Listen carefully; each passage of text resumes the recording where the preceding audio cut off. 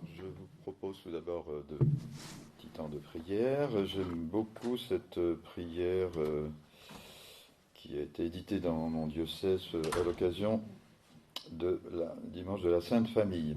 Donc, Jésus, Marie, Joseph. Je vais lire cette prière. Sainte Famille de Jésus, Marie et Joseph, nous vous confions notre famille heureuse ou éprouvée. Gardez chacun de ses membres, avec leur beauté ou leurs blessures.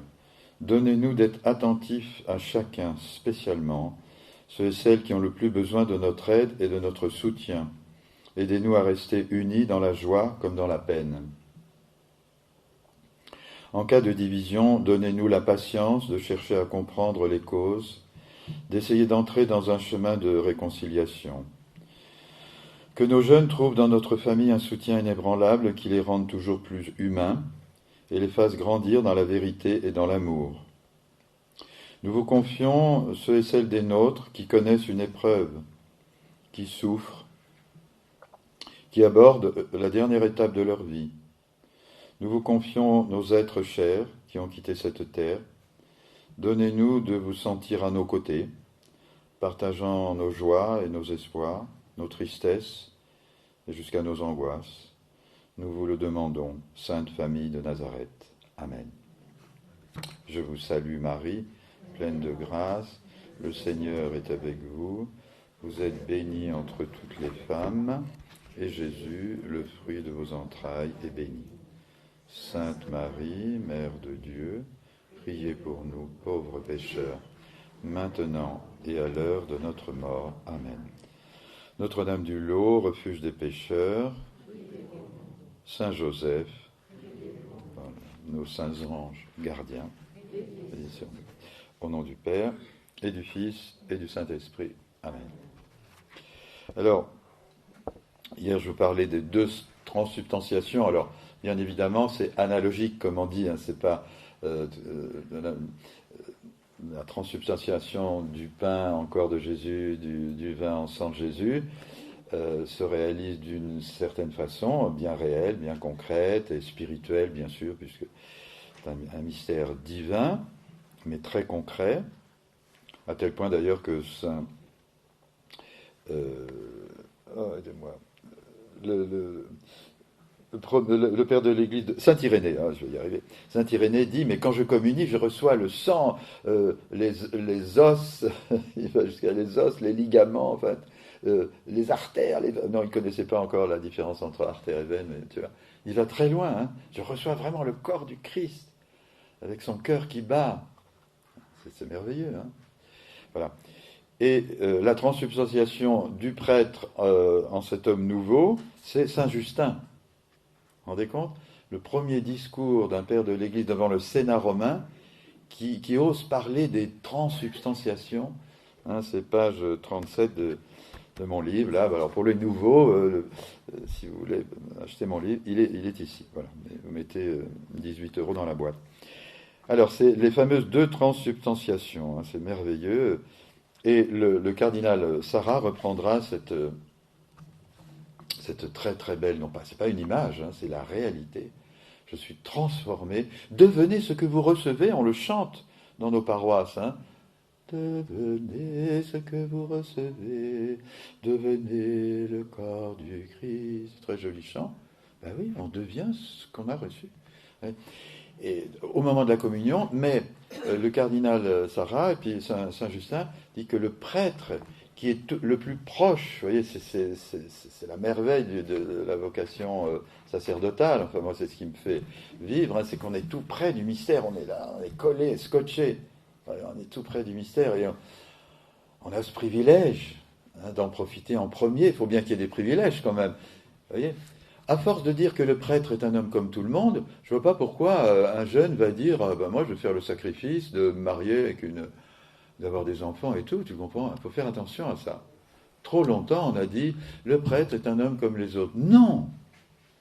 Oui, mais non. Il a une vocation particulière. Vous voyez? C'est pour ça que d'ailleurs, le célibat qui a été remis en question il n'y a pas longtemps, vous savez, le pape a tenu bon hein, face dans la tourmente. eh bien, ça vient de là. Hein. On est marié à Jésus. Les enfants le disent au caté. Un prêtre, il se marie avec Jésus. Alors bon, attention, il ne faut pas trop forcer le trait, mais c'est pas faux. Vous voyez, on est premier au contact de Jésus. Et on est transsubstantié en lui. Alors, je ne veux pas faire de la psychanalyse de comptoir, mais quand on lit le Cantique des Cantiques, l'époux et l'épouse qui s'unissent, hein, y a des passages extrêmement... Ils sont tellement scabreux, ces passages, et très beaux en même temps, hein, dans le Cantique des Cantiques, que certains biblistes à deux balles ont dit « Oh, ben c'est un poème érotique qu'on a transposé. » Non, non, non, non, non. Non, non, c'est pas d'abord un poème érotique. Si, effectivement, on est très impressionné par les images érotiques qui sont... Et c'est pas d'abord un poème érotique, c'est d'abord un poème inspiré, bien sûr, hein, sur la relation de l'âme avec son Dieu. Et ça va tellement loin. Pourquoi est-ce que le prêtre, le religieux, la religieuse ou le laïc, parce qu'on peut se consacrer totalement au Seigneur en étant laïc, c'est parce que le bon Dieu est capable d'occuper tout l'espace de mon cœur et de mon corps. Même si c'est le résultat d'un combat. Ça ne faut pas se leurrer. Hein. Le père Ludovic nous rappelait hier les deux points du combat spirituel: les pépettes, l'argent et le sexe. L'argent et le sexe qui est le grand combat, évangéliser notre sexualité dans le mariage ou dans le célibat pour le royaume. Et puis l'argent, hein, le père a parlé tout à l'heure, l'argent qui nous colle au doigt. Hein. Voilà, donc c'est Saint-Justin, je cherchais quel père de l'Église... Alors, aujourd'hui, je vais essayer quand même d'être un peu réglo, parce que c'est vrai, j'ai tellement de plaisir à être avec vous. Hein. On me dit merci tout à l'heure, mais c'est moi qui vous dis merci, parce que de pouvoir enseigner sur l'Eucharistie ici, à Notre-Dame-du-Lot, c'est vraiment un privilège. Hein. J'ai beaucoup de chance. Alors, je voulais vous parler, je vous en parlerai un tout petit peu, parce que si je me lance là-dedans, je suis mort. Et vous aussi. Hein. Donc, je vais vous lire quelques passages. Je pense effectivement que cette année, je vais faire 3 sessions. Celle-ci, la deuxième, c'est en avril. Ce sera sur Saint Pierre-Julien Aymar, que j'ai découvert ici, qui est sur l'Eucharistie, c'est fabuleux. Et la troisième, je pense que, je ne sais pas encore, hein, mais j'ai une petite idée, peut-être sur... parce qu'elle est bien heureuse, hein, depuis peu. En plus, j'en remets une couche, je suis curé de la paroisse la plus mexicaine de France, puisque je suis curé de Barcelonnette, et que Barcelonnette a une très longue histoire d'amour, de famille, d'émigration au Mexique, dont on a encore de beaux fruits, parmi lesquels le presbytère dans lequel j'habite, la magnifique église qui a été construite sur les deniers de ceux qui sont allés faire fortune, parce qu'un certain nombre ont fait des fortunes colossales, mais ont apporté aussi beaucoup de bien-être, parce qu'ils ont créé une industrie textile, un système bancaire qui n'existait pas, des simples paysans de montagne, hein, c'est assez fabuleux. C'est vraiment une saga de ces paysans jeunes, les premiers sont partis très jeunes. Voilà. Donc j'ai une histoire d'amour, moi, avec le Mexique, hein, avec les Mexicains, les Mexicaines, et en particulier avec cette fille-là, tout à fait étonnante, Conchita Cavalera. Donc elle n'a pas perdu son temps, comme le père Ludovic le disait tout à l'heure. Elle a eu 9 enfants, un mari qui est décédé avant elle, et ensuite elle a fondé 4 congrégations, hein, qui existent encore à Rome. Elle a écrit 277 livres. Bon, c'est un peu dingue. Ça, c'est le Nouveau Monde, hein. Et j'espère que vous connaissez l'histoire aussi de Notre-Dame de la Guadeloupe. Assez fabuleux. Hein. Fabuleux. On n'a jamais vu ça dans l'histoire de l'Église, même à l'époque des apôtres. Vous voyez. Comment dirais-je, une Pentecôte sur le Nouveau Monde. Hein, vous savez que le Nouveau Monde a fait basculer la civilisation. Hein. La découverte de ce nouveau monde, c'est comme si on découvrait une nouvelle planète habitée, etc. Hein, on en vit encore. Et il fallait à tout prix que ce nouveau monde soit évangélisé. parce que on voit très bien que l'Europe commençait à être à bout de souffle, l'Europe chrétienne, déjà à l'époque, n'en parlons pas aujourd'hui. L'Europe chrétienne n'existe plus. Monsieur Chirac l'a proclamé haut et fort. Hein, on lui a fait des obsèques somptueuses, très bien, j'ai rien contre, hein, mais il a été le fossoyeur, le dernier fossoyeur de l'Europe chrétienne. Il s'est opposé, becs et ongles, hein, pour que ce ne soit pas inscrit dans la Constitution européenne, les racines chrétiennes de l'Europe. Vous voyez, donc, pour soi-disant un catho, bravo. Bon. Donc, nous sommes à une époque, eh bien, c'est la Sainte Vierge qui va être envoyée par son Fils et qui va tout faire. Alors, je vous en parlerai si, effectivement, ma troisième session, voilà, je vais vous lire quelques passages, hein, où elle traite des sujets les plus... Voilà, on est sur une ligne de crête à 4800 mètres, là, hein, ça peut tomber d'un côté ou de l'autre. Le Seigneur m'a encore précisé ceci. Mon Père, Jésus, bon, révélation privée, reconnue, puisqu'elle est bienheureuse. Bon. Je vous demande pardon ? Il n'y a pas longtemps. Il n'y a pas longtemps. Je crois que moi j'ai un ami mexicain qui m'a envoyé un mail cet été en me disant tu sais que... Parce que je lui ai dit je viens de découvrir Conchita, c'est énorme. Il m'a dit oui, mais tu sais qu'elle est bien heureuse depuis... Voilà, ça fait 1 an, à peine. Mon père, le Père Célestin, n'a pas exprimé son amour par la seule crucifixion sur le calvaire. Non, il continue à l'exprimer d'une manière infinie dans le sacrifice, dans la messe. Car en Dieu, il n'y a ni passé ni futur, et tout en lui est présent. De sorte que mon Père ne cesse de contempler ma naissance, ma prédication, ma mort et ma résurrection, en tout temps, et il en est glorifié à chaque instant. C'est une belle réponse pour vous, Janine. Hein, vous vous souvenez de ce que vous m'avez dit hier ? Tout est présent pour Dieu, tu vois. Et la messe, il voit Jésus, son Fils bien-aimé sur la croix, il voit son prêtre, il nous voit nous tous, tu vois. Fabuleux. La messe ne constitue pas une prolongation de mon sacrifice, mais elle est mon sacrifice. Attention, hein. Là, on est à l'opposé des petits malins qui existent encore aujourd'hui, qui voudraient, les néo-protestants, qui nous disent que c'est une mémoire. Oui, bien sûr, on fait mémoire. Faites ceci en mémoire de moi. Bon, c'est très clair, hein. Mais faites ceci. Hein. On est dans une dimension surnaturelle, 100%, tu vois. On fait à la fois mémoire de ce qui s'est passé sur la croix, ça c'est incontournable. Hein. Incontournable. Mais en même temps, on le fait actuellement. Actualisation du mystère du Golgotha. La messe ne constitue pas une prolongation de mon sacrifice. Elle est mon sacrifice vivant, conformément à l'unique et éternelle volonté de mon Père, qui désire donner son Fils unique en sacrifice. Hein, comme Abraham a voulu donner son fils Isaac en sacrifice. Mais vous vous souvenez que Dieu a retenu sa main, hein, et c'est une brebis un bouc qui a été sacrifié parce que le bouc symbolise le péché, le bouc émissaire. C'est Jésus qui sera le bouc émissaire, le vrai, qui portera le péché du monde. Le serpent, hein, le serpent de Moïse.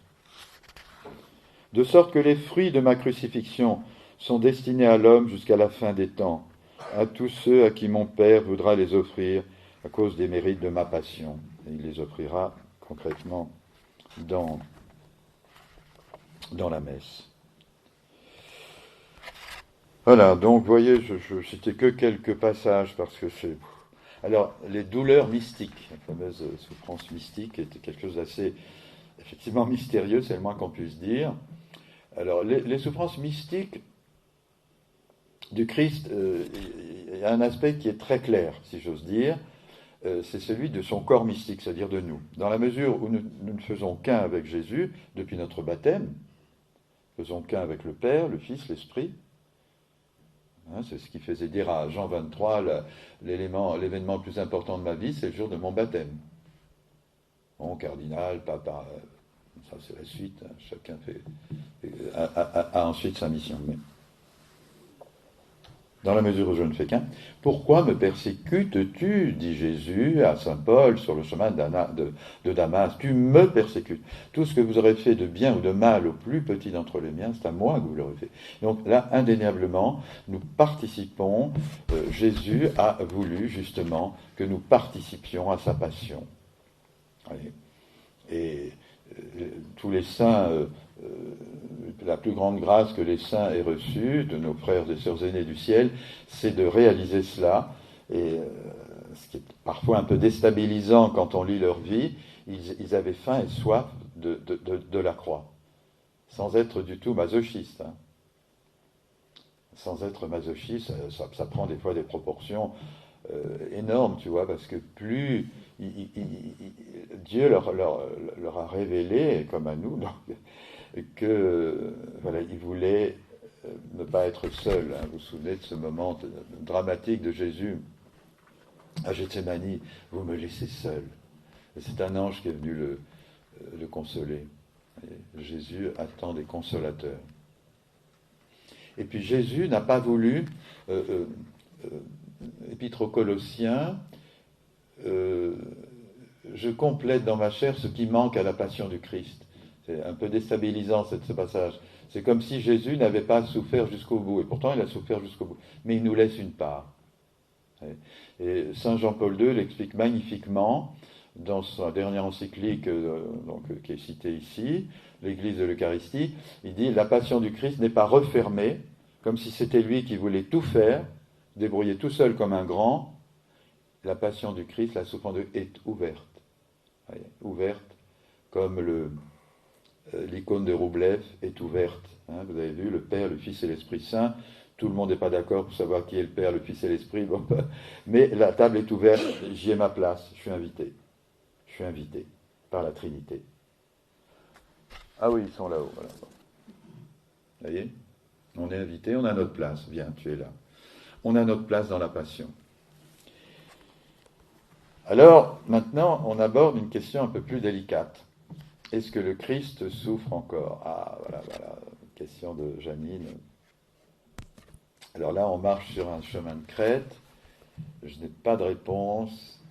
Vous avez un élément de réponse dans le texte que j'ai lu juste avant. Hein, tout est présent devant Dieu. Et le passé, le présent, le futur, etc. Il y a une espèce de participation à l'éternité de Dieu à chaque instant de notre vie, finalement, et au plus haut point quand je participe à la messe. Parce que là, je suis vraiment avec la Trinité, je suis avec le Christ qui a souffert, Christ est vivant, Christ est né, etc. Hein, bon, là, l'anamnèse, il est né, il a souffert, il est vivant, il est au ciel, tout est là. Alors, les secrets des douleurs mystiques du Christ dans l'Eucharistie. Aujourd'hui, le Seigneur m'a accordé un grand recueillement intérieur, comme s'il désirait me parler. Alors, j'en ai profité pour lui poser des questions. Elle cache, Conchita, hein, direct. Ça, c'est l'esprit mexicain. Vous savez, on est dans le nouveau monde. C'est des gens dynamiques. C'est un peuple jeune, c'est un peuple métis, hein, parce que la Sainte Vierge est apparue sous les traits d'une femme indigène métisse. Hein, ce qui fait que les conquistadors n'ont pas massacré tous les Indiens. Par contre, les protestants du Nord l'ont fait. La Sainte Vierge est apparue non pas en Amérique du Sud, car le Mexique, regardez une carte, c'est dans l'Amérique du Nord. C'est au milieu de l'Amérique. Donc l'apparition de la Vierge à Guadeloupe, c'est pour toute l'Amérique. Heureusement, grâce à Dieu, ce sont des catholiques, qui n'ont pas toujours été des petits saints, hein, les conquistadors, on est d'accord là-dessus, mais c'était des catholiques, donc qui aiment la Vierge, qui la vénèrent, qui la considèrent. Au XIXe siècle, lorsque les protestants, en plus des protestants sectaires, hein, issus de sectes protestantes qui ont été rejetés par les protestants anglais, les anglicans, quand ils sont arrivés en Amérique du Nord, ils ont massacré tous les Indiens. Il n'y a pas eu de métissage, ou très peu. Les Indiens sont encore quelques-uns dans quelques réserves. Ils n'ont pas tenu compte de la Vierge de Guadeloupe. C'est très très intéressant ça. Vous voyez, la Vierge, elle change la face du monde, même au sens physique. C'est pour ça qu'on l'appelle la morenita. Morenita, vous savez ce que ça veut dire en espagnol? La morena, c'est brun. Elle avait un beau visage brun, comme les femmes indigènes. Mais elle est habillée. Alors, revenons. Jésus, parle-moi de tes douleurs mystiques. C'est là un grand secret, m'a-t-il répondu. Ce ne sont pas des douleurs matérielles, physiques, mais des souffrances intérieures. Dieu n'est pas de marbre, sous prétexte qu'il a souffert une fois pour toutes il y a 2000 ans dans l'histoire. Dieu n'est pas de marbre. Dieu n'est pas une idole insensible. Il y a quelque chose de l'ordre de la souffrance. Claire Ferchaud fait allusion à ça. Elle dit « Dieu désormais souffre dans son amour rejeté. » Dieu souffre parce que, effectivement, sur la croix, il donne le plein de sa miséricorde. Et c'est ça qui nous sauve, en souffrant par amour. Et maintenant, il faut se la prendre, qui s'y unissent en empare, dit Claire. Et il y en a qui refusent. Donc c'est dans ce refus d'amour qu'il y a une nouvelle souffrance du Christ. Vous voyez, c'est pas tout à fait pareil. Il y a des nuances de souffrance. On peut le comprendre, tu vois. Bon, ben voilà, je continue, je pense tout en ce moment. Tu as un très bon ami, voilà, qui te fait une crasse énorme. Tu souffres le martyre. Tu souffres, d'accord? Tu vas chercher un maximum de ta résilience, comme on dit aujourd'hui, et des grâces si tu es croyant, etc., pour lui pardonner. Tu lui pardonnes. C'est déjà un long chemin, une grande souffrance. Et Vlatipa qui refuse ton pardon. Rebelote. Tu vois, j'essaie de... Vous voyez en gros, il y a quelque chose de cela dans cette souffrance du Christ. Me semble-t-il, d'après, là aussi je ne suis pas infaillible, loin de là. Mais c'est très intéressant cette histoire, tu vois. Parce que Dieu n'est pas... Alors là, moi ce qui me touche beaucoup, Joël Guibert, qui est un ami, donc qui a eu la gentillesse de faire la préface du bouquin, a un très très beau texte là-dessus. Je ne vous le lirai pas, cette fois-ci on n'en sortirait pas, mais où il insiste beaucoup sur Dieu n'est pas de marbre. Ne faisons pas notre Dieu sous prétexte qu'il est impassible, qu'il est immuable, qu'il est éternel. Oui, d'accord, Dieu est Dieu, on est bien d'accord là-dessus. Il n'est pas comme nous, il est notre créateur, on n'a pas idée du caractère transcendant de la nature de Dieu. On n'aura pas assez de l'éternité quand on y sera pour... Tu vois, bon, d'accord là-dessus. Oui, Dieu est Dieu, nom de Dieu, comme disait, vous vous souvenez, pendant les années 68. C'était qui avait dit ça? Vous vous souvenez pas? C'était à la télévision. Il y avait des progressistes minables qui voulaient rabaisser la dimension surnaturelle. Et lui, c'était un auteur de gauche en plus, mais catho, tu vois. Il s'est levé, il a tapé sur le poing, il est sorti du studio en disant « Mais Dieu est Dieu, nom de Dieu !» Il est parti. Vous vous souvenez pas de ça? Ben, vous n'étiez pas né, bon. 68, moi j'étais né. Bon. C'est un grand secret, mais des souffrances intérieures très grandes que je vis dans mon humanité. La divinité ne peut souffrir, elle n'est pas hérétique. C'est pourquoi, pour souffrir, j'ai dû me faire homme. Mais, voilà, cette souffrance, le père Joël Guibert dit que d'une certaine façon, il la portera même dans l'éternité, si par malheur, il y a des hommes qui, jusqu'au dernier moment, refusent sa miséricorde. Et ce ne sera pas une souffrance qui nostalgique, tu vois, là, il ne faut pas faire trop de transposition humaine, ce sera comment, de la même façon que Jésus a emmené ses plaies glorieuses dans le ciel, tu vois. Jésus a gardé ses plaies sur terre, là, quand il est apparu à Thomas, il lui a dit mets ton doigt pour bien montrer qu'on est bien d'accord, c'est le même. C'est moi qui étais sur la croix, regarde. Mais il les a emmenés au ciel aussi. Il aurait pu dire, bon, allez, maintenant les gars, on est bien d'accord. Thomas, tu as mis ton doigt là, là, là, c'est bien moi, il n'y a pas de souci. Maintenant au ciel, on va effacer tout ça. Il garde ses plaies au ciel. Les plaies glorieuses. Ouais. Eh bien, allez, je me risque avec Conchita, avec pas mal d'auteurs spirituels. Il y aura une souffrance glorieuse au ciel.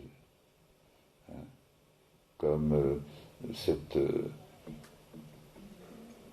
qui donnera... comme Jésus a emmené son humanité au ciel. Tu vois, c'est très beau.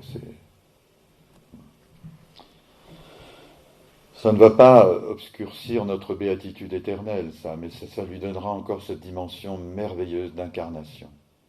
Parce que nous serons au ciel avec notre corps un jour, avec notre pleine humanité. Tu vois ? Vous serez, le démon a dit, vous serez comme des dieux. Menteur ! Nous serons dieux. T'as même pas assez d'imagination, tu vois, Satan. Même pas assez d'imagination. Tu pouvais même pas imaginer ça. Tu pouvais même pas imaginer ça. Que Dieu ferait de nous Dieu dans l'amour. Nous serons unis à Dieu. Qui s'y unit s'en empare. Comme à la messe. Alors, quand j'ai communié, je suis avec le Père, le Fils, l'Esprit, dans mon humanité, avec l'humanité sainte de Jésus.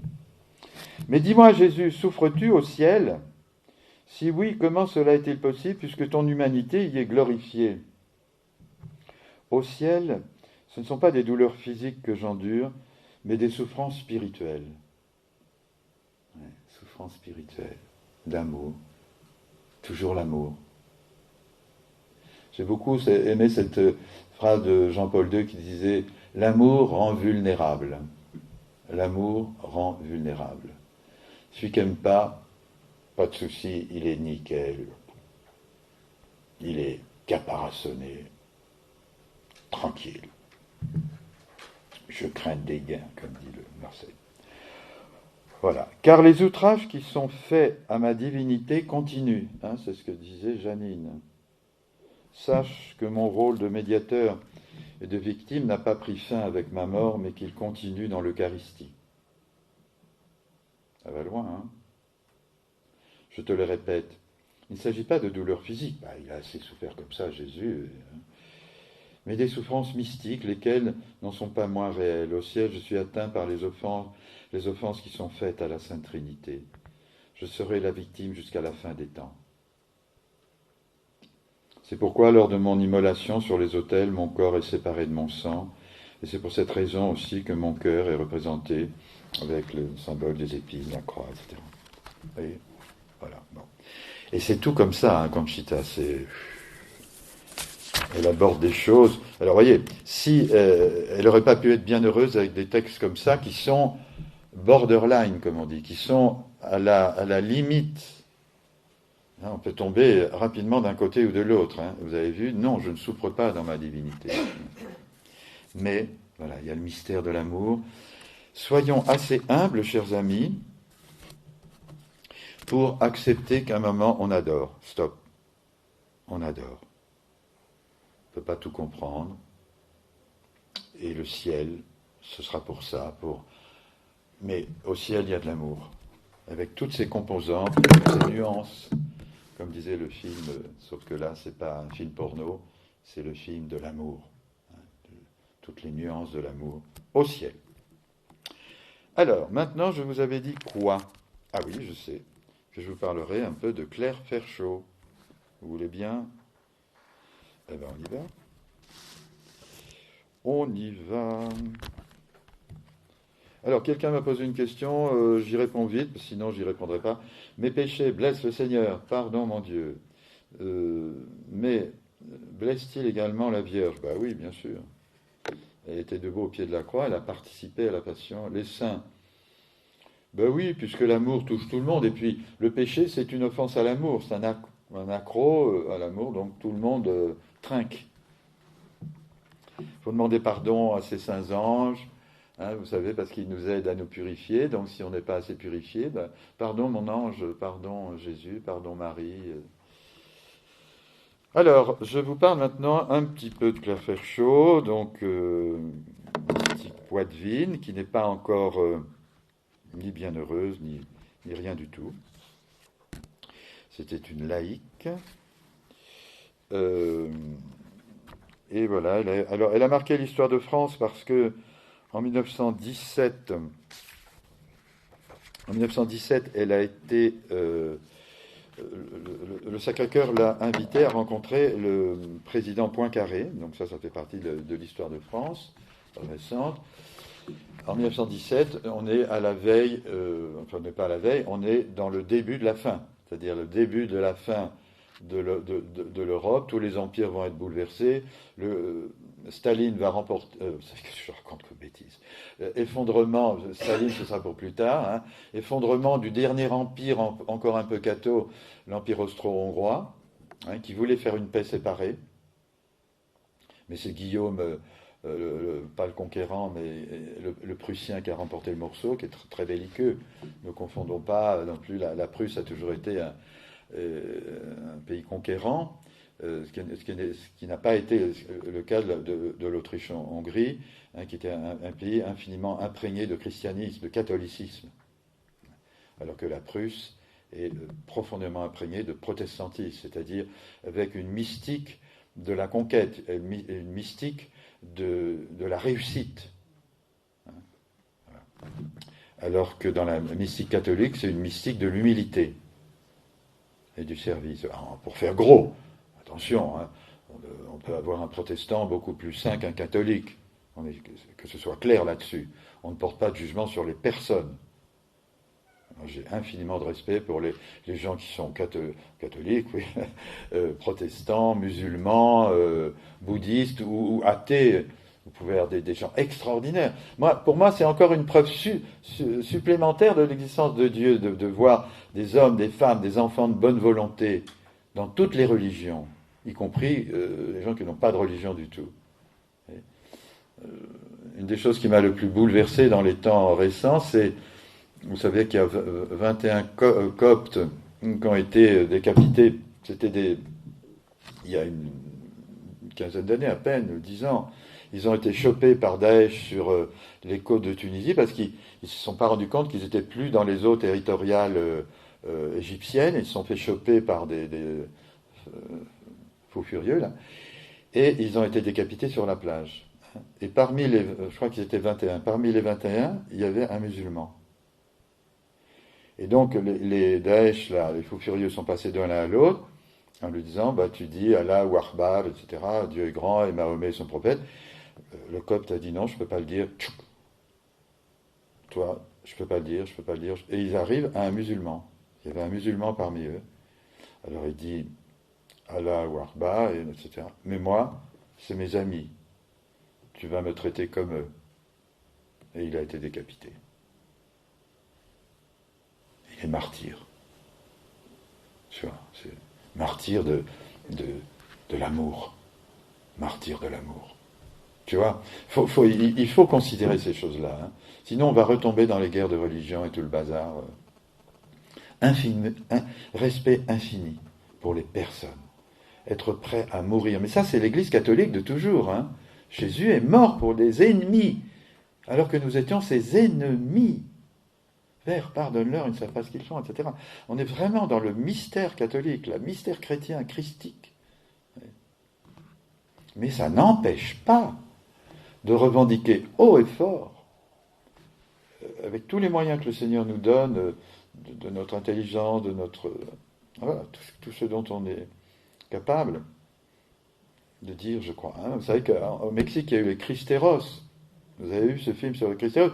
Un gamin de 11-12 ans, hein, il a devant lui son parrain de baptême, qui fait partie de ce gouvernement farouchement anti-chrétien. Ça a été pendant 20 ou 30 ans, ça a été une horreur au Mexique, alors que le Mexique a toujours été très, très, très... Et donc le gars, devant lui, il a son filleul. Il a son filleul et il est dans les hautes sphères du gouvernement de Caïès. Là, bon.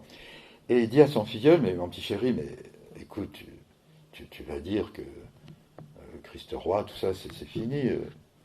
Il est roi dans le... Non, viva il Cristo Rei. Mais t'es fou, mais tu...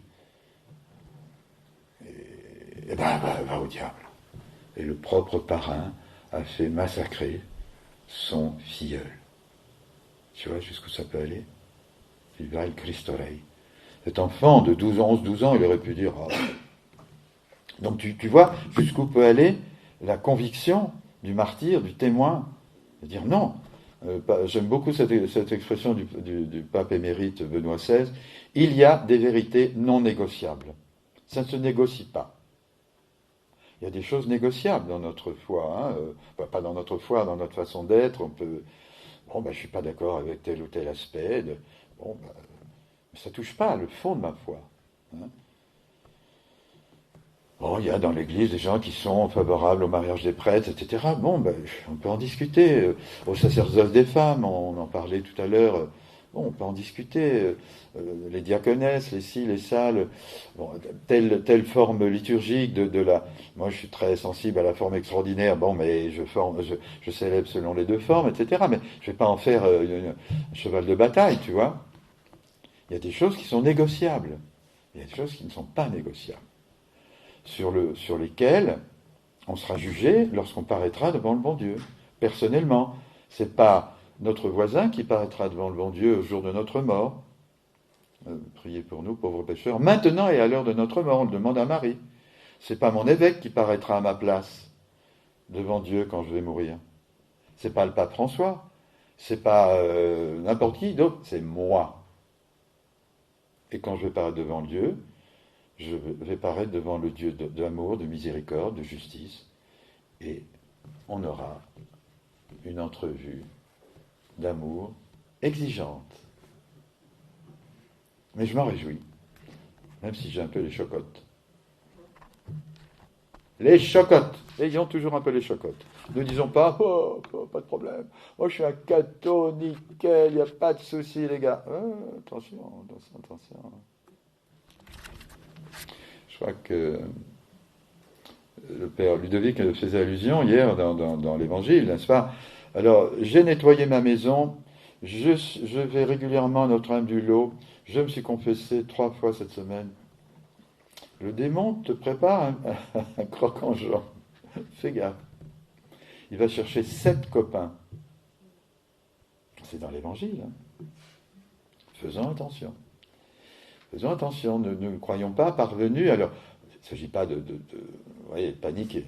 No panic, comme disaient les Anglais. No panic. À l'âge de 12 ans, Claire est une petite fille sachant tout juste lire et à peine écrire, sans orthographe. Son institutrice et son curé l'avaient notée comme pas même intéressante.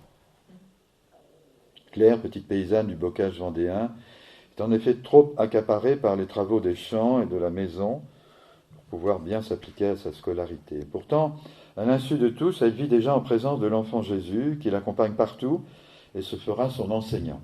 Très beau. Je l'écoute, nous nous parlons, dira-t-elle.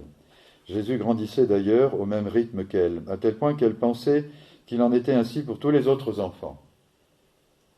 Plus tard, Jésus lui fera un devoir d'écrire tout ce qu'il lui disait. Écris avec ton sang et ton amour, mais écris. Elle a écrit énormément. On lui a demandé de se taire à un certain moment, comme on avait demandé au Padre Pio de se taire, comme on avait demandé à Sainte Thérèse d'Avila, la Sainte Inquisition avait demandé à Saint Jean de la Croix de se taire, il a failli passer à la casserole, etc. Il y a beaucoup de grands saints pour qui l'Église a demandé de se taire, et ils se sont tus. Ils ont tous obéi, c'est pour ça qu'ils ont tous été saints. Le premier à qui on a demandé de se taire s'appelle Jésus de Nazareth. Et l'Église lui a demandé de se taire. L'Église, c'était la synagogue. À l'époque, ça s'appelait synagogue, mais c'est l'Église. Voyez, faisons attention. Alors, vous entendrez ici ou là, par exemple, le père Joël Guibert, avant que je le rencontre ici, m'avait dit « Oh là là, l'eau blanche, on m'en a dit des trucs affolants, quoi. Des trucs horribles. » C'est pour ça que je n'avais jamais été. Il est allé, il a compris au bout de 5 minutes que c'était des calomnies. Elle a obéi tout le temps. La caractéristique principale de Claire Ferchaud, l'obéissance. Mais elle n'a jamais renoncé à parler quand on lui a donné la parole. Ses différents évêques, parmi lesquels certains, les deux premiers, étaient très favorables, beaucoup de ses curés très favorables, d'autres ne l'ont pas comprise. Ça fait partie du jeu. Alors plus tard, écrit avec ton sens. C'est ainsi que Claire abordera plus tard dans ses écrits les sujets théologiques et spirituels les plus relevés, avec une justesse et une clarté tout à fait étonnantes. Alors moi, quand je suis arrivé à Loublan, la première fois de ma vie, j'étais tout jeune, en 73, j'ai d'abord lu ces textes, j'ai dit, mais c'est qui a écrit ça? Alors moi, je commençais à travailler les pères de l'Église, tout ça, mais je dis, c'est qui a écrit ça?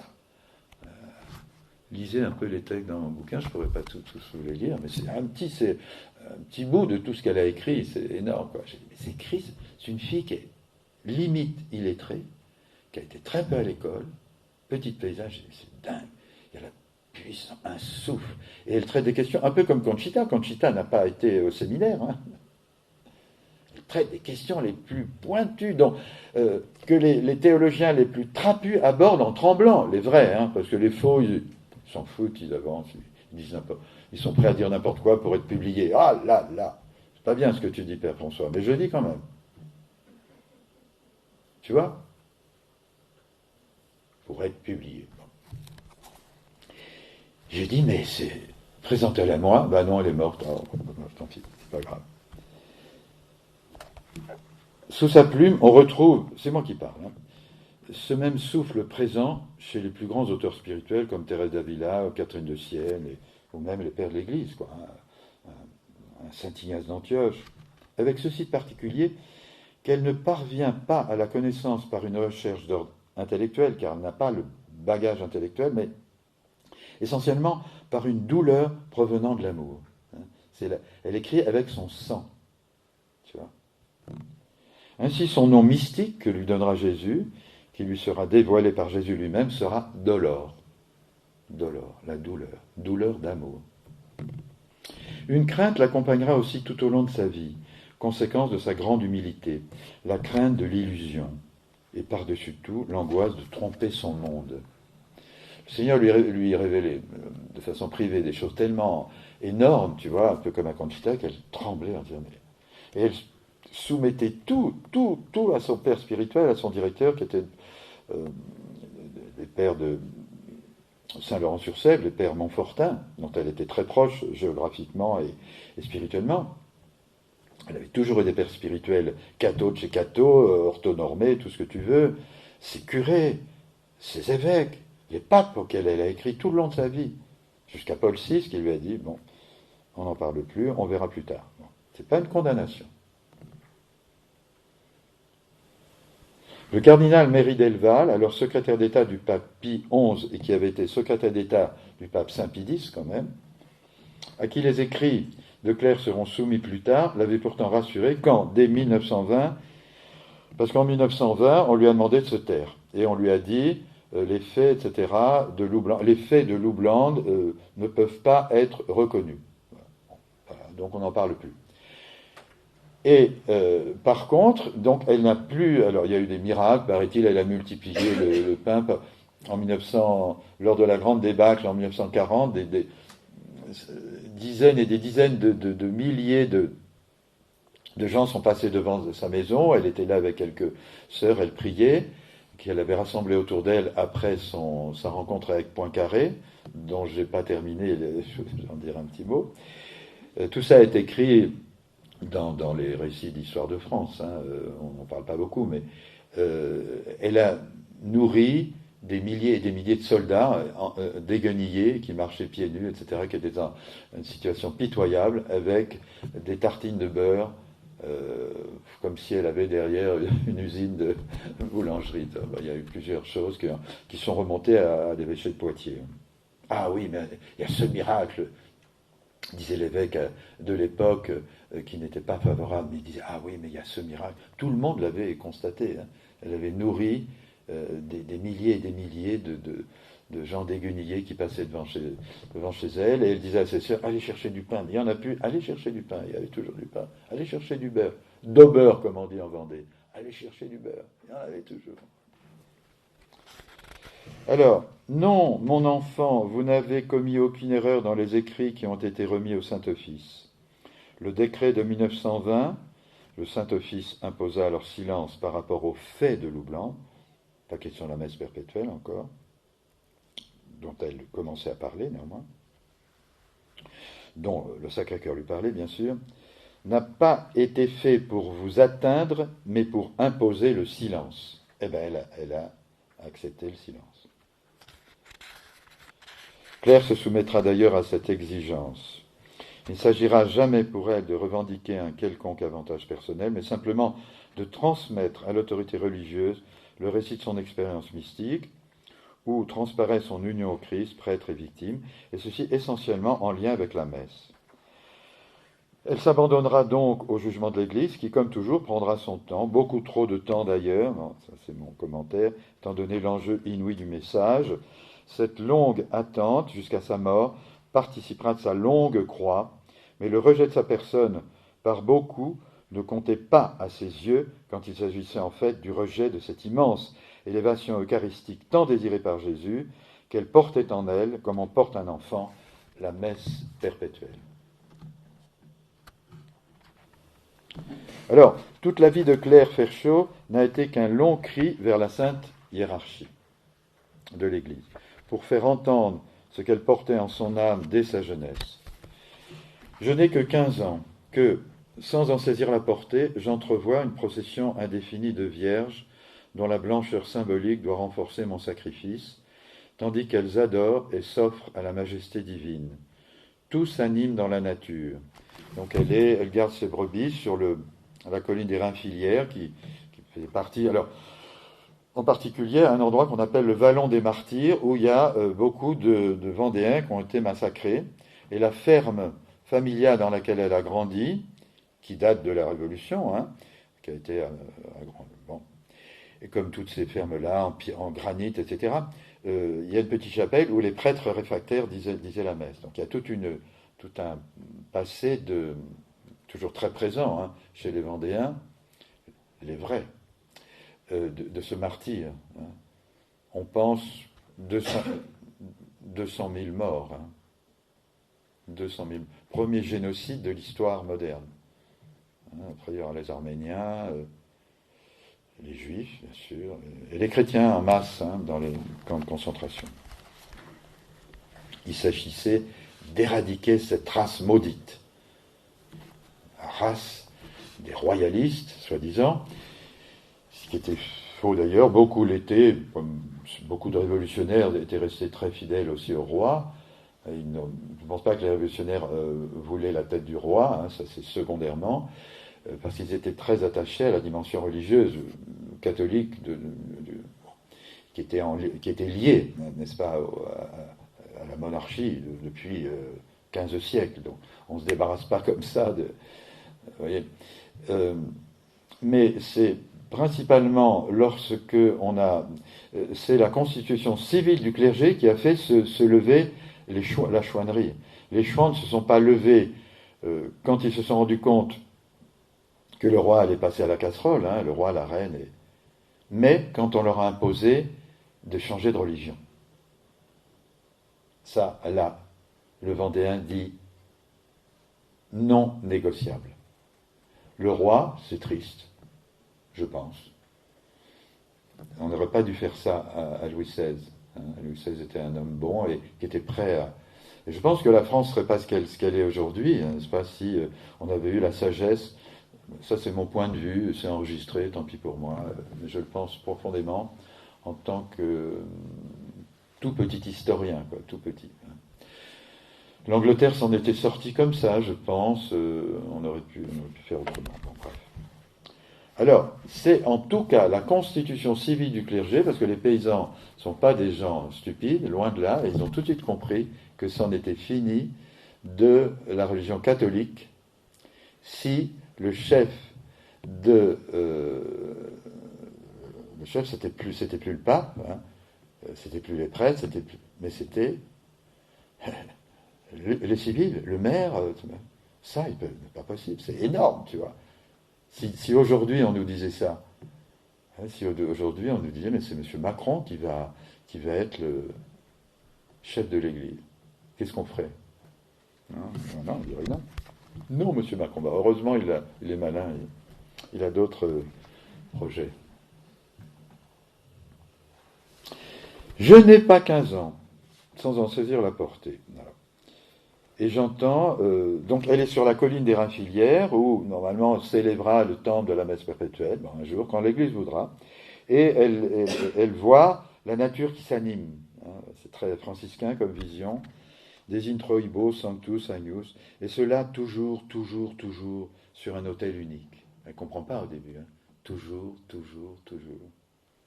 L'amour, toujours. Par là seulement, tout sera réglé entre le ciel et la terre. Des prêtres tout occupés de Dieu, de satisfaire à sa justice par la messe perpétuelle sur un autel unique. N'oublions pas la justice offensée de Dieu. Hein. On offense Dieu par nos péchés. On insiste sur la miséricorde, on a raison, Dieu est prêt à pardonner. Mais il pardonne à partir de quoi? Il n'y a pas de miséricorde s'il n'y a pas d'abord une justice. Tu demandes pardon pour quelque chose qui t'a fait du mal. Tu reçois le pardon. Si tu n'offenses pas quelqu'un, la miséricorde ne peut pas prendre. Le pape Dives in Misericordia.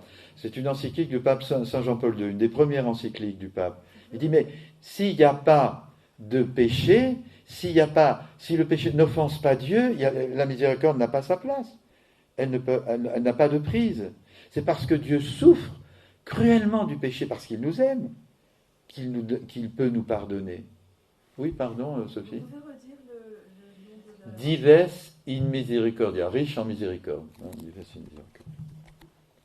Des prêtres tout occupés de satisfaire sa justice par la messe perpétuelle sur un autel unique. Et répondre au péché criant, hurlant sa haine, pardon, par le sang divin. Vous voyez, Kyrie eleison, toute la partie de la liturgie pénitentielle qui est très importante, on en parlait hier. Hein.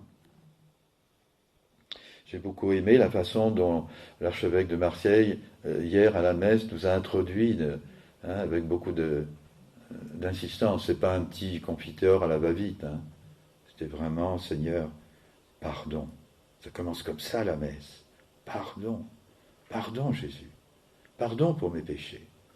Merci pour ta miséricorde. Mais d'abord, pardon pour nos péchés, quoi. Ça, on le laisse un peu de côté aujourd'hui.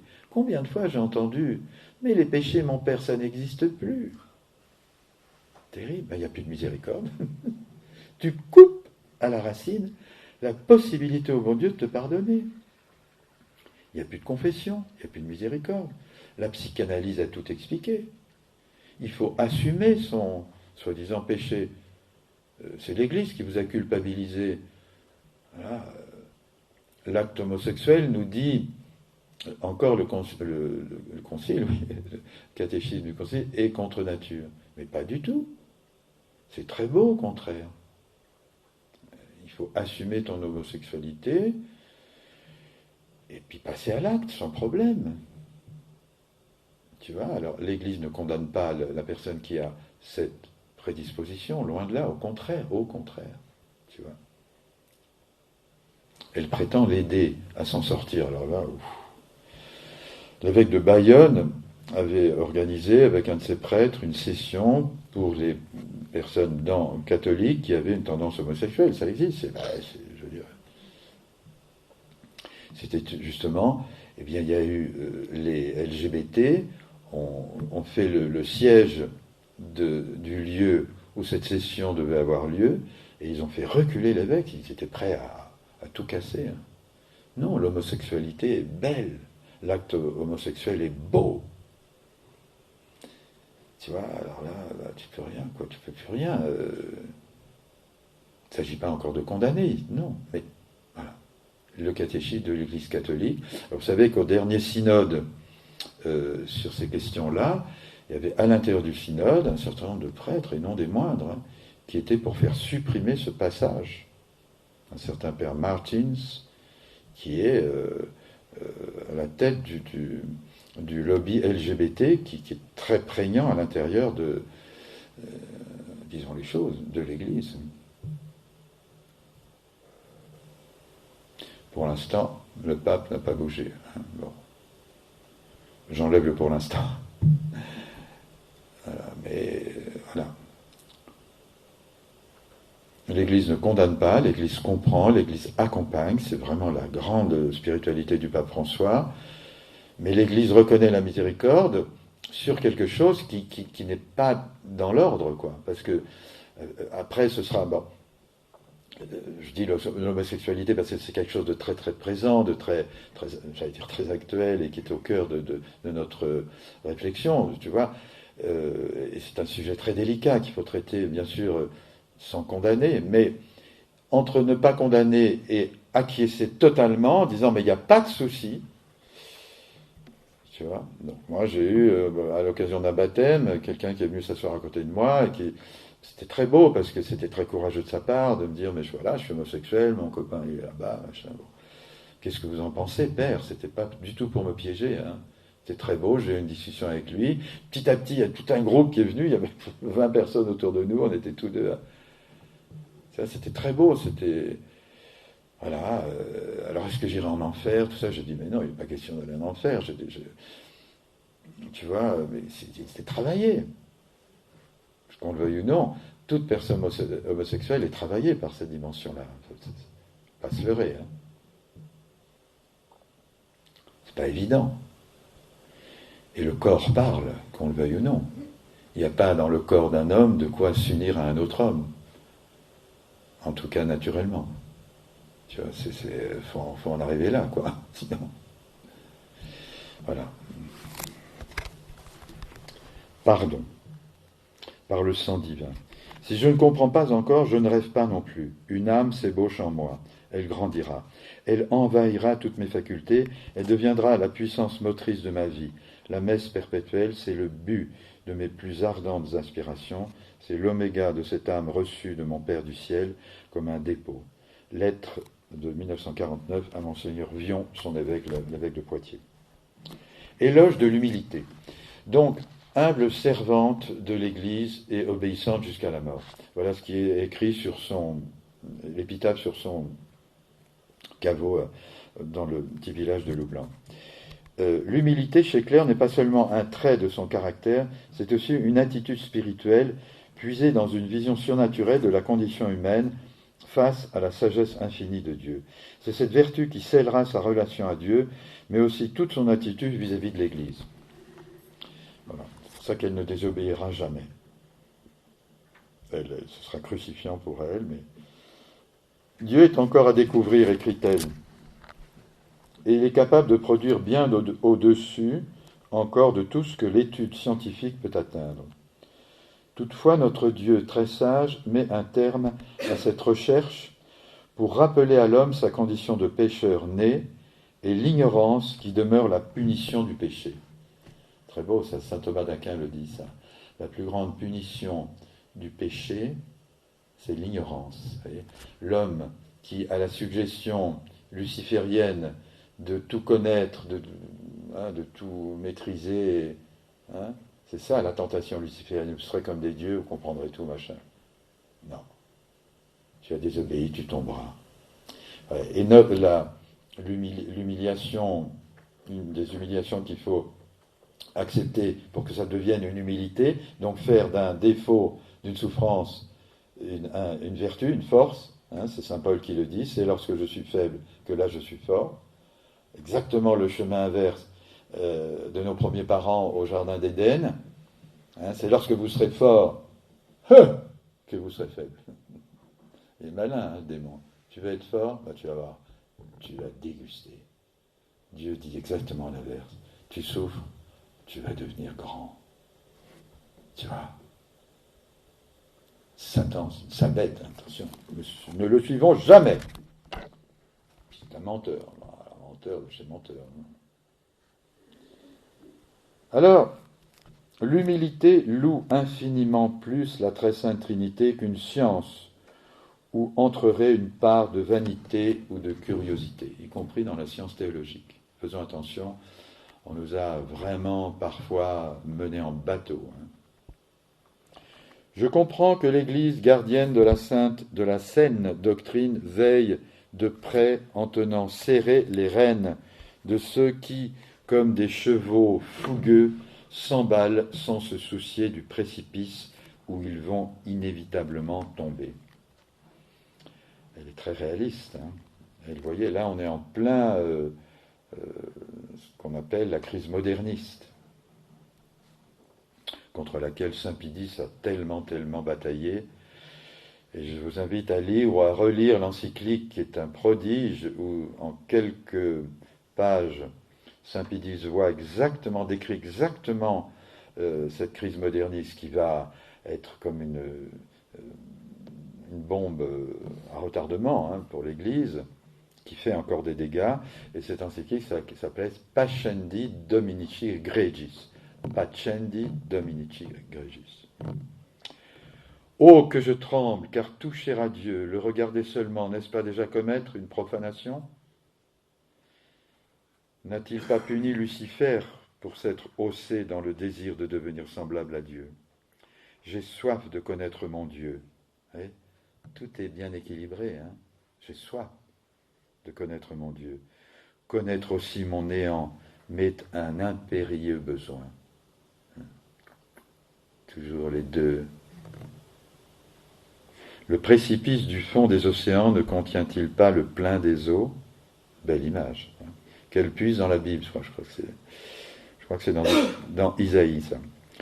Plus je me retire dans la profondeur de mon néant, d'où je tire ma nature, et plus Dieu s'engouffre en ses abîmes insondables et les plus reculés. Une gamine illettrée qui écrit ça, où est-ce qu'elle est allée chercher ? On s'est enquis de savoir, mais elle a des bouquins. Non, elle n'a pas de bouquins à la ferme. Pas de bouquins, elle n'a pas le temps de lire. Et puis on connaît, son curé la connaît. Son curé lui a fait le caté. Son institutrice, à peine intéressante. Où est-ce qu'elle est allée lire ça ? Nulle part. Il n'y a pas de livre chez elle. C'est elle qui l'a écrit. Puis bien d'autres choses, vous allez voir. Qu'est-ce que c'est que ce truc, quoi ? C'est un zombie, soit, qui arrive sur une étoile filante. Toujours dans l'humilité, c'est ça qui est énorme. Me tenir à la porte de l'éternel mystère, parce que je suis celle qui est créée déjà près de cette porte. Ne puis-je pas constituer un ciel béatifique ? Avant d'être dolore, son nom-programme, choisi par Jésus lui-même, exprimant sa nouvelle essence et son titre précieux, lui fut donné Lumen. Donc elle a deux noms, Lumen, dolore. Lumen, la lumière. Douleur, en effet, est la conséquence du péché. C'est elle qui parle. Là. La lumière, je ne puis l'atteindre que si mon Dieu la pose devant mes yeux. Voir la lumière, ce n'est pas encore être la lumière. Voyage vers un Dieu voilé. Sa majesté souveraine pourrait foudroyer celle qui ose toucher à ce voile et profaner le mystère insondable. Si le respect et la crainte m'arrêtent, l'amour m'emporte. On retrouve la spiritualité de sa contemporaine, s'intéresse de l'enfant Jésus. L'amour me fait voler. On trouve bien. Là, on voit très bien comment dans l'Église il y a eu le Big Bang massif du calvaire, père de l'Église, etc. Puis après, il y a eu un refroidissement avec toutes les hérésies qui sont venues comme des coups de vent glacial ou glaciaux, on dirait. Bon, un coup de vent glacial. Vous savez que des fois, un coup de vent, un matin, nous, surtout dans nos régions ici de montagne, ça peut vous griller un potager en une soirée. Un coup de vent glacial. Vous allez au potager, la veille, vous aviez les salades, elles sont tombées tête par terre, etc. Bon. Dans l'Église, c'est pareil. Vous avez eu l'arianisme qui a été un coup de vent glacial, contestant pendant des siècles. Vraiment, l'Église a été obligée de se bagarrer avec plusieurs conciles. Concile ici, Constantinople, bien sûr. Mais vous savez, l'hérésie, elle a le dos dur parfois. Hein. Le protestantisme, le jansénisme avant, protestantisme aujourd'hui. Je ne sais plus quel évêque, voilà, je crois que c'est l'archevêque de Poitiers qui se demandait à un moment donné si la majorité de ses prêtres n'étaient pas protestants. Il avait dit ça un jour en disant est-ce qu'il croit encore protestant dans le sens où je fais ma religion, quoi. C'est moi qui décide désormais. Voilà. Moi, j'ai décidé de donner la communion aux divorcés mariés sans problème. Il n'y a pas de problème. J'ai décidé, c'est comme ça. Je résous le problème, non pas par l'absurde, mais parce que c'est moi qui l'ai décidé. Il y a beaucoup de secteurs où c'est comme ça. Hein. Je ne dis pas qu'il ne faut pas donner la communion. Je dis qu'il faut accompagner. Je dis rien du tout. J'écoute ce que le pape me dit, j'accompagne. Et si en dernière analyse, une personne divorcée, remariée, n'accepte pas, ben, je ne vais pas lui refuser la communion devant tout le monde. Après, chacun librement. Tu vois, bon. Mais la personne qui commence à dire, moi j'ai décidé que, je m'en fous du pape, il y a beaucoup de gens comme ça, hein, y compris des prêtres, peut-être même des évêques. J'en sais trop rien. Comme ça, je me sauve. Je me sauve du truc. Oh, il est malin, le Père François, vous inquiétez pas. Au sens gentil du terme. Sa Majesté souveraine. Voilà. Si le respect et la crainte m'arrêtent, l'amour m'emporte, car sous les traits du Dieu redoutable se cache pour moi le cœur d'un père, et je le louerai. Voilà, Dieu est redoutable, hein, c'est écrit dans la Bible. Il est redoutable parce qu'il est. Si on voyait Dieu, si vous et moi on voyait Dieu, on mourrait devant sa sainteté, devant sa. Tu vois, quand Jésus montre un petit peu de sa divinité sur le mont Tabor, Pierre, Jacques et Jean, ils ont pu un poil de sec, hein, pardonnez-moi l'expression un peu triviale, mais ils sont comme ça, quoi. Et Dieu montre un tout petit peu, hein, un tout petit chouïa, hein, tout petit chouïa. Hein. Sinon, ils auraient été morts. Quand Moïse redescend du Sinaï, le simple fait de voir le visage de Moïse, les Hébreux, ils disent mais non, on peut pas te regarder, tu vois. Mais si on en reste là, ça s'appelle le jansénisme. Si on va jusqu'au cœur, ça s'appelle le christianisme. Ce Dieu puissant, infiniment saint, saint, le Seigneur Dieu de l'univers, saint. Les anges, les archanges, les séraphins, les chérubins, les dominations, les vertus, les puissances sont là, éternellement saint. Tu vois, on ne peut pas en faire l'économie de ça, hein. C'est dans la liturgie eucharistique, hein. Le Sanctus, c'est ça. Hein. Tu vois, on ne peut pas en faire l'économie, c'est la réalité. C'est la réalité de Dieu. C'est pas un petit Dieu à notre image et ressemblance. C'est nous qui sommes invités à être image et ressemblance de Dieu, mais sans le rabaisser. Mais non, ne vous inquiétez pas, dit Lucifer. Mais non, Dieu, il est même jaloux de vous. Tu te fous de nous? Il est jaloux de vous parce que vous allez...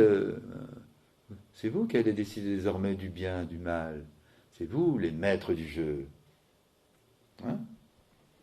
Ce Giscard d'Estaing qui avait reçu le pape Jean-Paul II et qui était interviewé. Alors, ben oui, Giscard a dit, je ne comprends pas parce que moi je suis catholique pratiquant, je vais à la messe tous les dimanches, tout ça. Bon.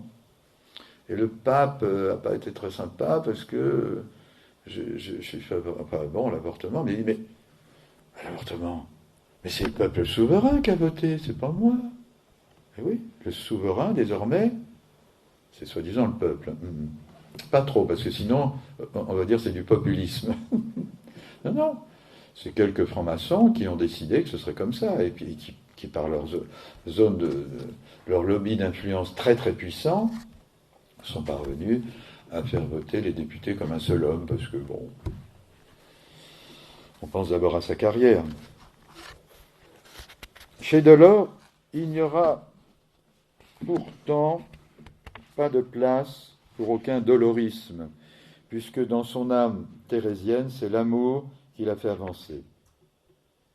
Comme disait Thérèse, je suis d'une nature telle que la crainte me fait reculer. Avec l'amour, non seulement j'avance, mais je vole, et c'est pourquoi toute souffrance m'est douce. Et la pointe fine du catholicisme, c'est ça. C'est que je suis la créature d'un Dieu infiniment saint, infiniment transcendant, infiniment puissant, infiniment redoutable. Redoutable dans le sens puissant, tu vois. Et je l'aime. Parce qu'il m'aime. Vous vous rendez compte? C'est fou, quoi. La petite ou le petit fanat de Johnny qui va à un concert de Johnny, tout d'un coup on lui dit Johnny t'aime, fais gaffe, fais attention. Tu vois. Je me souviens d'avoir prêché comme ça un jour, et puis plusieurs années, à l'époque c'était Obama qui était la grande star mondiale. Bon, tout le monde voulait aller voir Obama, c'est vrai, c'était assez impressionnant. C'est là on voit que le peuple américain quand même est un grand peuple. Et quand on en fait aujourd'hui encore un peuple raciste, il n'y a pas beaucoup de peuples racistes qui seraient capables de, à peine 50 ans après les Ku Klux Klan, être capable de voter quand même pour un président noir. Je trouvais ça assez fabuleux. Bon, bref. Après, j'ai pas toujours été d'accord avec sa façon de gérer, mais ça c'est... Et c'était au caté, etc. Et je dis, écoutez les enfants, vous imaginez ce soir ou ce week-end, je sais pas, vous aimez un grand sportif, un grand chanteur à la mode, allez, essayez de... Alors il y a une fille qui dit, vous savez, elle dit, moi Obama, je voudrais dîner avec Obama. Bien, bon, ah ce serait super. Ben, je dis, je te comprends, oui, c'est un personnage impressionnant et tout, puis son parcours, bon, bref. Alors, moi, avec mes gros souliers, j'arrive, eh ben écoute, tu vois, d'aller dîner avec Obama, bon, c'est même pas la peine, même pas un rêve, hein, mais admettons que tu y arrives, c'est rien. 1000 fois rien. 1 milliard de 1000 fois rien, à côté de Jésus qui t'invite. Et lui, il t'invite vraiment, en tête à tête, cœur à cœur, tu vois. Bon. Est-ce que j'ai fait mouche ou pas? Je continue. Plusieurs années après, je la vois, moi, c'est une grande belle jeune fille maintenant, Clara, elle est partie, je ne sais plus où.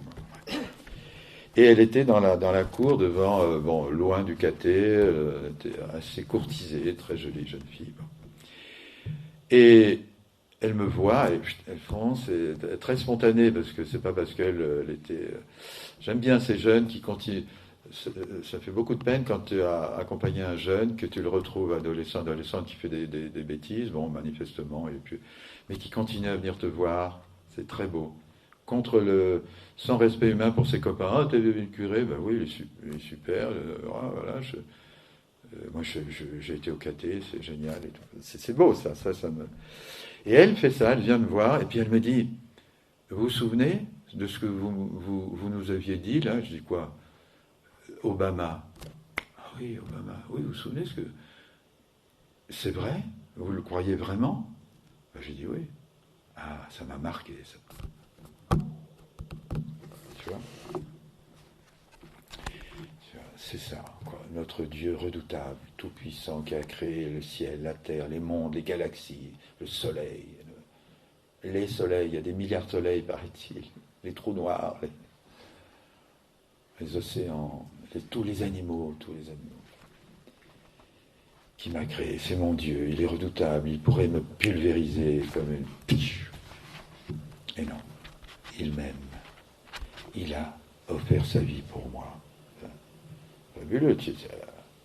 Voilà. Quand tu réalises ça, ça y est, c'est bon, tu es sur la bonne voie, ce sera non négociable, l'amour de Jésus.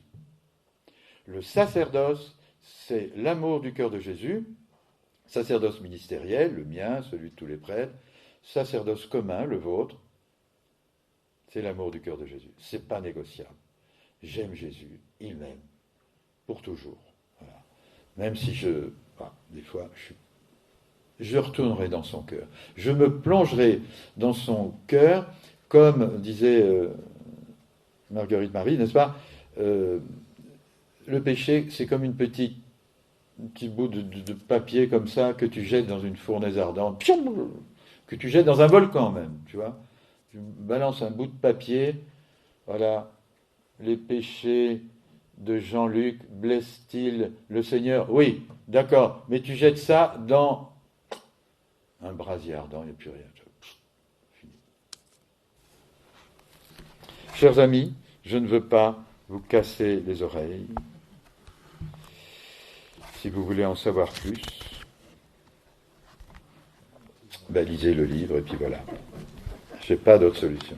Est-ce que les écrits de Père Chaud, ils sont publiés comme ceux de Alors, Peter, il y a quelques manuscrits autobiographiques sont parus chez Teki. Pas tout, hein, assez peu, mais l'essentiel, oui. Sa vie a été... Est-ce qu'on a pas une autobiographie, mais disons un auteur qui a écrit sa vie? Au jour d'aujourd'hui, non. Mais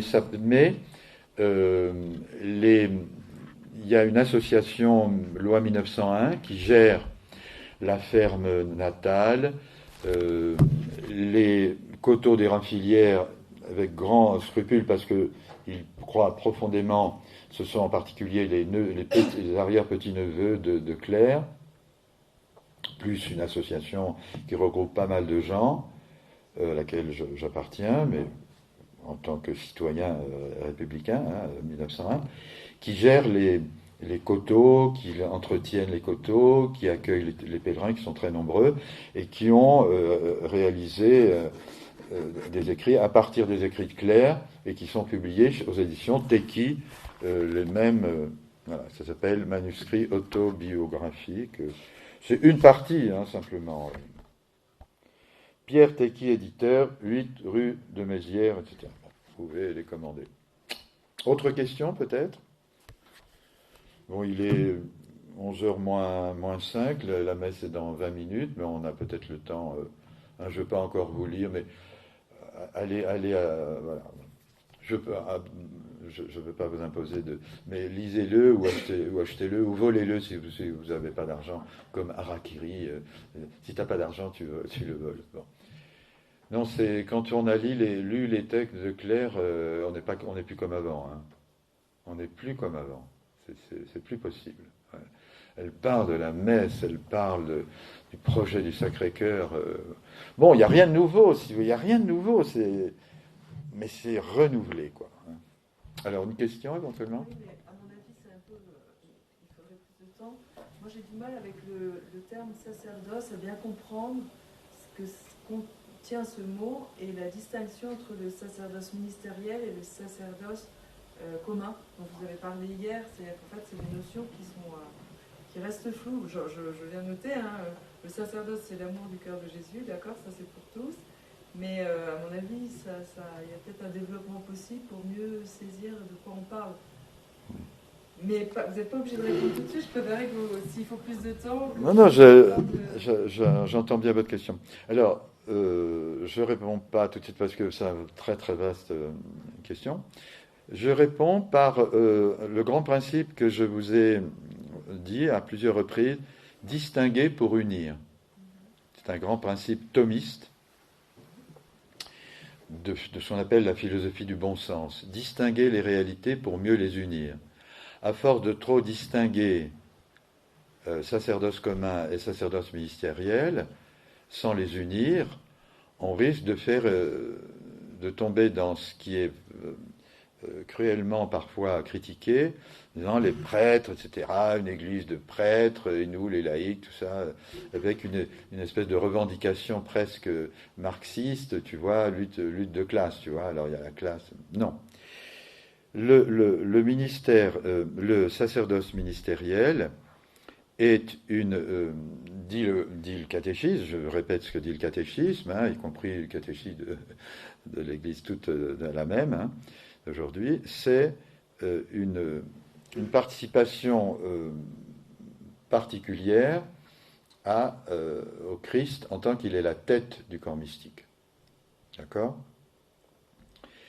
Donc le prêtre gère une gestion surnaturelle, ce n'est pas une gestion matérielle, le rôle dans la communauté de la tête. Donc c'est pour ça qu'il a une mission particulière, mais pas exclusive, d'enseigner, de conduire son troupeau et de le sanctifier. Ce sont les trois missions sanctifiées par les sacrements. Donc c'est lui qui baptise, normalement, bon, les diacres aussi participent à ça. Voilà. Sanctifier, conduire, gouvernance, et sanctifier, gouverner, enseigner. Ça ne veut pas dire que monsieur le curé est l'unique enseignant. Ça veut dire que quand le monsieur le curé, ou le prêtre, dit « Jésus est le Fils de Dieu », c'est porteur d'une grâce que le même laïc qui le dira, et avec la même compétence, etc., mais il y aura dans la proclamation de Jésus est Seigneur, Jésus est le Fils de Dieu, dans un poids que n'aura pas le laïc parce qu'il ne gère pas la fonction de tête. Il gère la fonction de corps. Est-ce que vous voyez la chose? Ça veut dire que dans l'Église, un homme, une femme peut être infiniment plus qualifié, plus passionnant, plus capé en théologie. Aujourd'hui, moi j'ai fait une petite licence de théologie. J'en suis fier même, je suis très content. Mon professeur était thomiste, vous voyez, à la Catho d'Angers. Bref. Et donc j'ai fait mon mémoire sur les dons de l'Esprit Saint chez saint Thomas d'Aquin. Bon, vous savez tout. Et donc, j'avais dans ma classe des hommes, des femmes, des catéchistes, etc., en particulier dont j'ai lu des bouquins, mais qui étaient beaucoup plus pointus que moi, sans problème, et je ne suis pas jaloux, tu vois. Mais, tu vois, donc, le curé d'Ars passait des nuits entières. C'était pas un intellectuel, il était très intelligent. Il était très travailleur. Il ne voulait pas lire ses homélies pour endormir mais il les apprenait par cœur. Et il travaillait nuit et jour d'arrache-pied pour écrire ses homélies. Il travaillait. Il ne sortait pas comme ça. Un jour, il se pointe et trou noir. Plus rien. Ça dure des minutes. Et lui, grande humilité, il dit « Il est là ». Le simple fait que le Christ tête dans la personne du curé à qui a été confié, tu vois, il est là, ça a porté par son sacerdoce. La parole du prêtre est portée par la grâce du Christ tête. Ce qui fait qu'on ne peut pas... Je redis encore ce principe augustinien. Je suis chrétien avec vous, baptisé avec vous, et évêque pour vous, comme votre tête. L'Église est apostolique, fondée sur la tête des apôtres, dont les successeurs sont les évêques, et l'évêque de Rome qui gère l'unité de l'ensemble. Voilà. L'Église n'est pas une démocratie. C'est pas parce que demain on aura voté dans un synode que 99% des chrétiens, et même des prêtres qui peuvent se fourvoyer là, et même des évêques. Alors, il ne faudrait pas que le pape de Rome flanche à ce moment-là. Je vous rappelle, chers amis, que pendant la crise arienne, donc je vous invite à relire cette histoire. Moi, j'avais lu à l'époque au séminaire. Arius dit, en gros, Jésus était Superman, on n'a jamais fait un homme aussi parfait, aussi grand, mais il n'est pas le Fils de Dieu. Il n'est pas Dieu. Voilà, tu vois, c'est in cauda venenum, dans la queue le venin.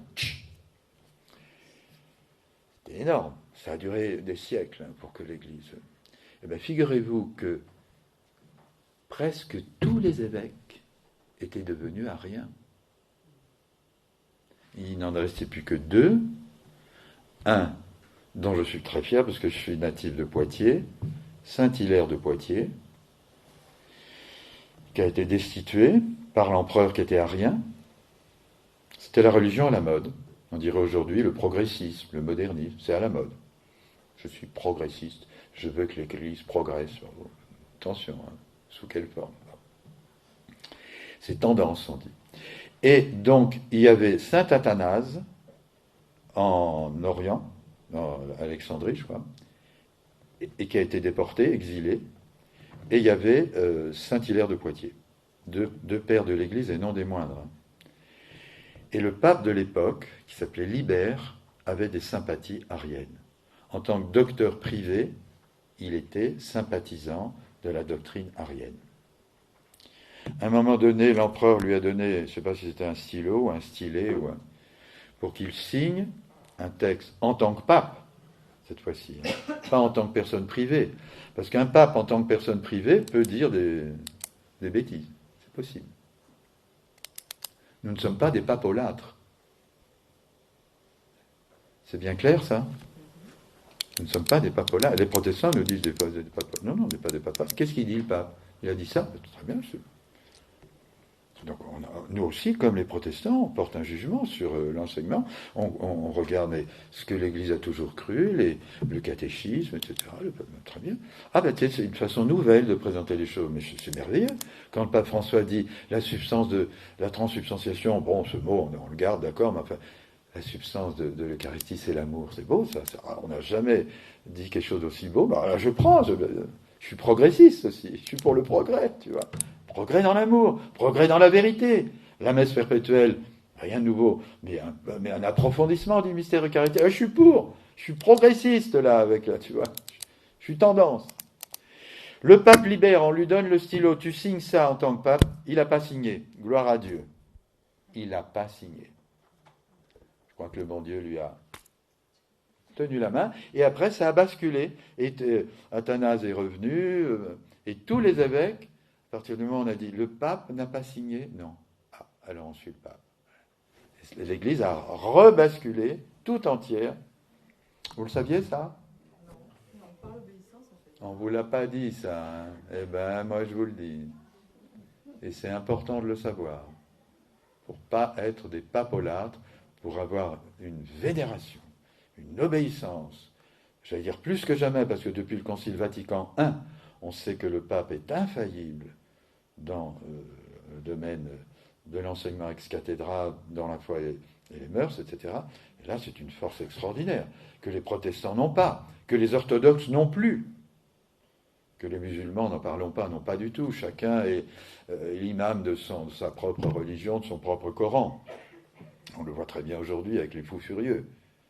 Voyez. Donc nous, on a une richesse inouïe, c'est le pape. Hein, les trois blancheurs, vous vous souvenez de Don Bosco? Allez, les trois blancheurs, c'est vous qui allez les dire. Vous ne connaissez pas les trois blancheurs? Oh! C'est une vision que Don Bosco a eue, un songe. Il voit la crise des temps modernes dans laquelle nous sommes dans une tempête terrible. Il voit la barque de Pierre qui est sur le point de chavirer, l'église qui est sur le point de chavirer. Hein. Et tout d'un coup, dans cette mer démontée, comme dans l'évangile de la tempête, etc., le pape...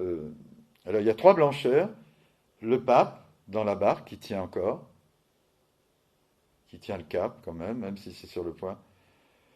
Et puis, alors, il y a l'Eucharistie, j'aurais dû commencer par la blancheur eucharistique, et la Vierge Marie. Et c'est ces trois blancheurs qui font que la barque ne va pas sombrer. L'attachement à l'Eucharistie, on est en plein dans notre thème. À la Vierge, on est chez elle. Et au pape, ça, c'est non négociable. Mais avec un esprit, non pas de béni oui-oui. Le pape a écrit un truc sur les migrants, etc. Bon, il faut recevoir tous les migrants. Non, pas forcément. Non. Moi, je suis pour recevoir les migrants qu'on peut aider, enfin, ça c'est mon point de vue, dans telles circonstances. D'abord, le pape n'a pas dit il faut recevoir tous les migrants. Le pape a dit, voilà, telle personne, elle est chez nous, etc. Comment on fait pour la... Tu vois. Mais il y a des petits malins qui peuvent, tu vois...